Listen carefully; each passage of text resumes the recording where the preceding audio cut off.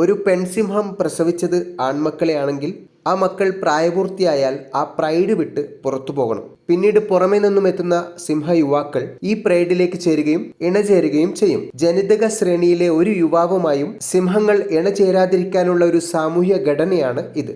ഇങ്ങനെ ജനിതക ശ്രേണി ഇടയ്ക്കിടയ്ക്ക് വരുന്നത് കൊണ്ട് ആൺസിംഹങ്ങൾ മാറി മാറി അങ്ങോട്ടും ഇങ്ങോട്ടും സഞ്ചരിക്കണമല്ലോ. ഇതിനിടയ്ക്ക് എപ്പോഴെങ്കിലും താൻ പ്രസവിച്ച ഒരു ആൺസിംഹം പ്രൈഡിലേക്ക് വന്നു കയറിയാൽ എന്താവും സ്ഥിതി എന്നതിനെക്കുറിച്ചും ജീവശാസ്ത്രജ്ഞന്മാർ പഠനം നടത്തിയിട്ടുണ്ട്.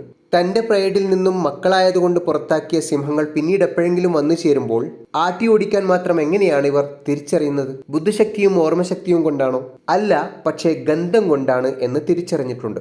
കാമത്തിന്റെ ട്രിഗർ ഗന്ധമാണ് എന്നല്ലേ? പക്ഷേ സ്വന്തക്കാരുടെ ഗന്ധം അവിടെ ട്രിഗറായി വർത്തിക്കുന്നില്ല. അതുകൊണ്ട് തന്നെ ആട്ടി പുറത്താക്കുന്നു. സിംഹങ്ങൾക്കിടയിൽ സ്വന്തക്കാരുടെ ഗന്ധം വാത്സല്യത്തിൻ്റെതും ദൂരെയുള്ളവരുടെ ഗന്ധം ലൈംഗിക ആകർഷണത്തിൻ്റെതുമാണ്.